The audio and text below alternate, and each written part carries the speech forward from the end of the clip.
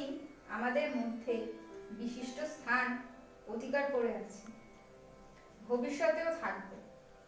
স্ত্রী শিক্ষা বিস্তারে তার ভূমিকা ও বিধবা বিবাহের প্রচলন তার অন্যতম অবদান।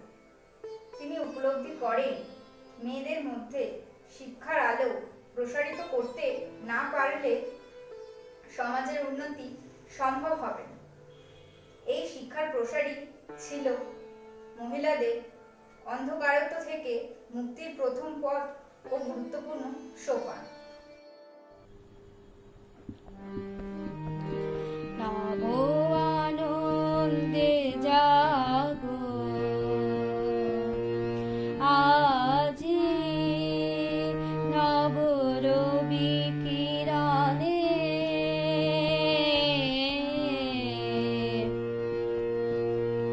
শুভ্র সুন্দর দীপ্তি উজ্জ্বল নির্মল জীবনে নব আনন্দে জাগো আজি, নব রবি কিরণে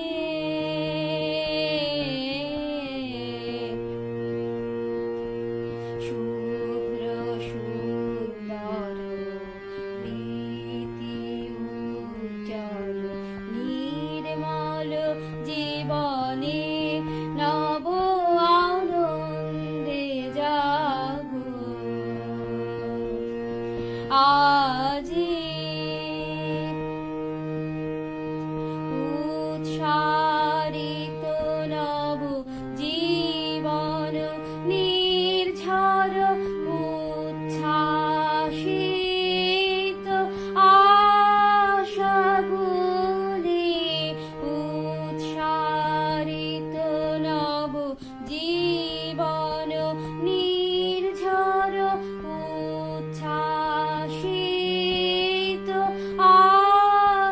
আশাগুলি, অমৃত পুষ্প গন্ধ বহে আজি শান্তি পবনে নব আনন্দে জাগো আজি, নব রবি কিরণে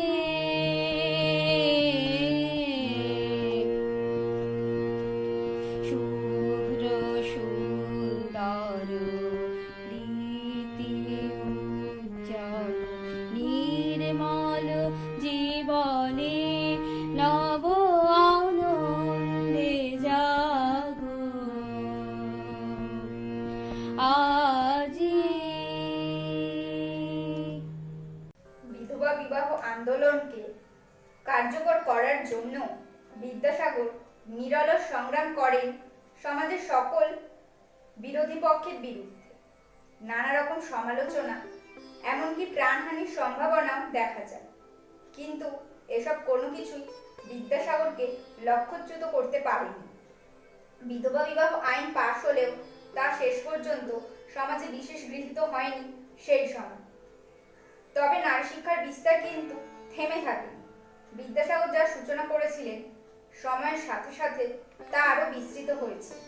বর্তমানে আমরা মহিলারা যে বিভিন্ন ক্ষেত্রে এগিয়ে চলেছি তার শুরুটা করেছিলেন বিদ্যাসাগর মহাশয়।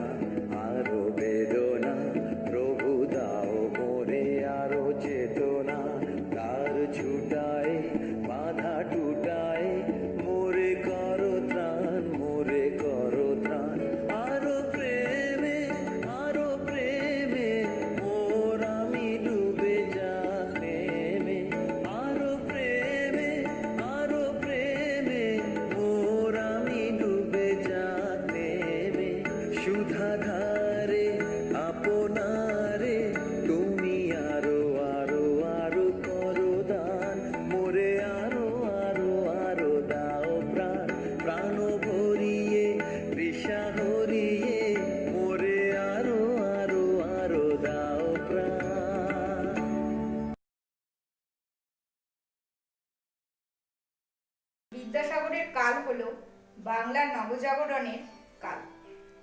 এই নবজাগরণ মূলত সামাজিক, সাংস্কৃতিক, ধর্মীয় পরিমণ্ডলে ঘটলেও এর চূড়ান্ত পরিণতি ছিল আত্মসচেতনতা বোধের উন্মেষ, জাতীয়তা বোধের বিকাশ। বিদ্যাসাগরের চরিত্রে যার সুস্পষ্ট আভাস পাওয়া যায়।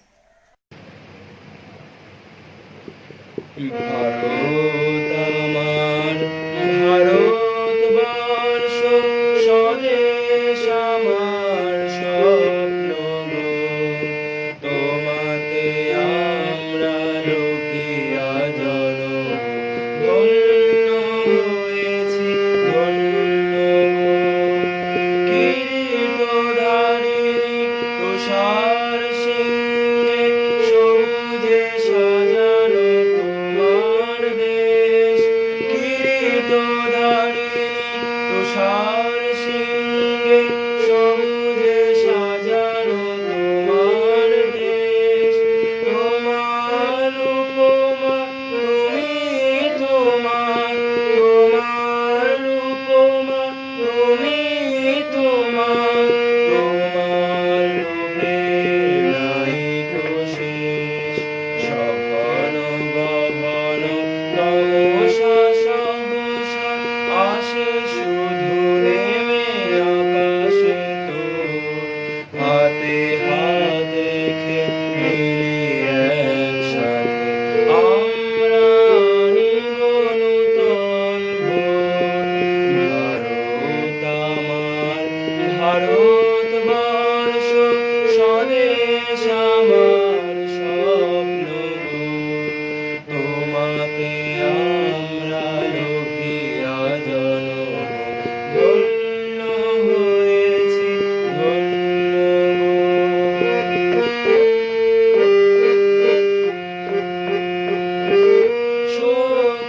শক্তিদায়িনী দাও মা শক্তি, ঘুচাও দীনতা ভীরু আবেশ। শক্তিদায়িনী দাও মা শক্তি, ঘুচাও দীনতা ভীরু আবেশ। আধার রজনী ভয়ে কি জননী, আধার রজনী ভয়ে কি জননী, আমরা বাঁচাবো এ মহাদেশ। রবীন্দ্রনাথ, বিবেকানন্দ, বীর সুভাষের মহান দেশ। নাইকো ভাবনা করিয়া চিন্তা, হৃদয় নাইকো ভয়ের লেশ।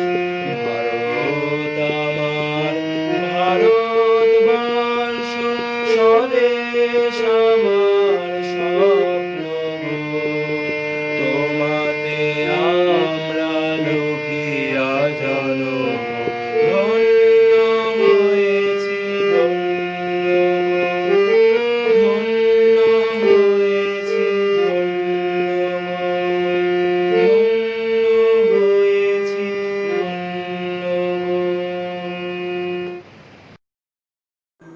এবার আমরা আমাদের বিভাগের প্রধান জেপি ম্যামকে কিছু বলার জন্য অনুরোধ করব। গত বছর লালবাবা কলেজগতভাবে আর ইতিহাস বিভাগগতভাবে এই দিনটি অর্থাৎ বিদ্যাসাগরের জন্মের 200 বছরের পদার্পণ উৎসাহ উদ্দীপনার সাথে পালন করেছিল। ভাবনাই ছিল এই 2020-তে এই দিনটি পালিত হবে মহা সমারোহে, কিন্তু ভাবনা আর বাস্তব যে সবসময় মেলে না তা প্রমাণ দিল এবছর করোনা ভাইরাস। কলেজ বন্ধ, আমরা সবাই বাড়িতে। 26শে সেপ্টেম্বর 2020 যথারীতি এসে গেল। দিন স্থির হয়ে গেল থার্ড ইয়ার এবং ফাইনাল ইয়ারের পরীক্ষারও। সব মিলে এক দিশেহারা অবস্থা। কি হবে এই ভাবনা নিয়ে আমরা ইতিহাস বিভাগ অধ্যাপক অধ্যাপিকা এবং ছাত্রছাত্রীরা মিলে বসে পড়লাম দুপুর মিটে সিদ্ধান্ত হলো আমরা এই দিনটি পালন করবই, উদযাপন করবই নেট দুনিয়ার সাহায্যে। ছেলে মেয়েদের তো সবসময় এইসব কাজে উৎসাহের শেষ নেই।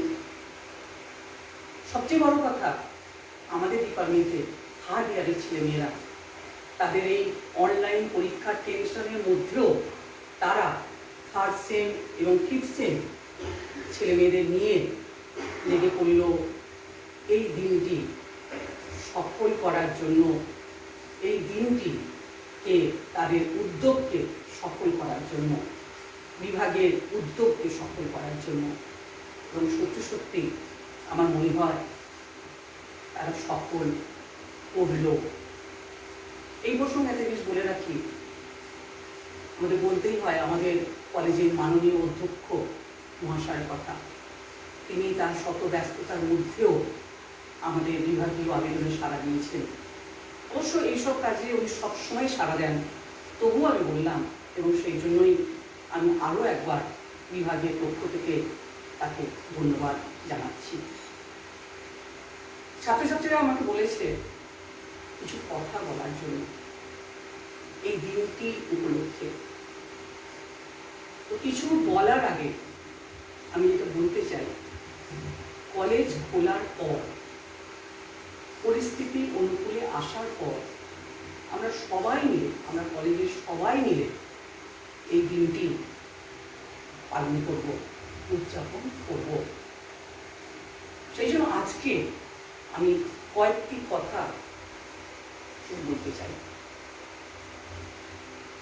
করোনা মৃত্যুকালীন আবহে কারণে বাংলার নবজাগরণের দিশারি ব্যক্তিত্ব পণ্ডিত ঈশ্বরচন্দ্র বিদ্যাসাগরের ২০শততম জন্মবার্ষিকী অন্তিম পর্বে নেট দুনিয়ার মাধ্যমে আমাদের বিভাগের শ্রদ্ধাঞ্জলি আয়োজনও এখন অন্তিম পর্বে। বছরব্যাপী এই প্রবাদপতি মানুষটির জীবনব্যাপী কর্মোদ্যোগে পুনরায় আলোচনা হয়েছে, প্রকাশিত হয়েছে একাধিক তথ্যনিষ্ঠ গ্রন্থ। সময়ের নির্মোহ দূরত্বে দাঁড়িয়ে ফিরে পাওয়া ও ফিরে দেখা অমল আনন্দে আমরা সবাই আমন্ত্রিত হয়েছি। কালের করাল গ্রাস খেলায় উপেক্ষা করে বিদ্যাসাগর অগণিত মানুষের তাবৎ বাঙালি চিত মাজারে যে বৃহৎ বাঙালি ছবিটি আজও অজর অমরেই হয়ে রয়েছে, তা আরবার ভীষণভাবে স্পষ্টভাবে প্রমাণিত হয়েছে। ষষ্ঠা সৃষ্টি সাধনা ও যাপনকে কেন্দ্র করে নেট গড়ে উঠে তিনি আম জনতার কাছে ডাক টিকিটের মতো চিরস্থায়ী আসলে টিভি পেতে বসেন। আম জনতার কাছে তিনি হয়ে ওঠেন কালোত্তীর্ণ, যুগোত্তীর্ণ। শিক্ষিত মননে বৌদ্ধিক বিকাশ চর্চা কাউকে অনাদি অনন্ত করে রাখা যায় না। আম জনতার আত্মীকরণ ছাড়া তিনি সময়ের কমায় যেতে বাধ্য। কিন্তু ২০০ বছর পেরিয়েও অগণন মানুষের মনের মণিকোঠায় বিদ্যাসাগর যে আজও জীবন্ত, তা শুধু তার নারী শিক্ষার উদ্যোগ, বিধবা বিবাহের প্রচলন, বহু বিবাহ রদ, প্রাচ্য পাশ্চাত্যের মেলবন্ধন, অসংখ্য প্রবন্ধ এবং বর্ণ পরিচয়ের মতো বই লেখার জন্য নয়, সাধারণ মানুষের মনে পরতে পরতে জড়িয়ে রয়েছে এর সাথে বংশ পরম্পরায় দৃঢ়বদ্ধ এক বিশ্বাস যে মার ডাকে তিনি জীবন বিপন্ন করে ভরা বর্ষায় দামোদর নদী পার করেন। তার একরোখা একগুঁয়ে জীবনের মনোভাবে জন্য গড়ে ওঠা জনশ্রুতি। ল্যাম্পপোস্টের তলায় পড়া তার রোমাঞ্চকর কাহিনী, দয়ার সাগর তার দানের মাহাত্ম্য। এইভাবে তার আজীবনের অগ্রগামী উদ্যোগ এবং গড়ে ওঠা মেঘ মিলেমিশে একাকার হয়ে গেছে এবং সেই একীভূত হওয়ার জন্যই বিদ্যাসাগর স্বচ্ছন্দে সময়ের বৈতরণী পার হয়ে আজও হয়ে রয়েছে অমর অজেয়। স্মরণ বিনার তন্ত্রীতে তুমি বাজো, মরণ তোমার হরণ করেনি আজও। শেষ করি এই বলে লালবাবা কলেজের সাথে সংশ্লিষ্ট সবাই, তার বাইরেও যে যেখানে আছে সবাই ভালো থাকবেন, সুস্থ থাকবেন, অপেক্ষায় রইলাম কলেজে সবার সাথে সবার দেখা হওয়ার। ধন্যবাদ।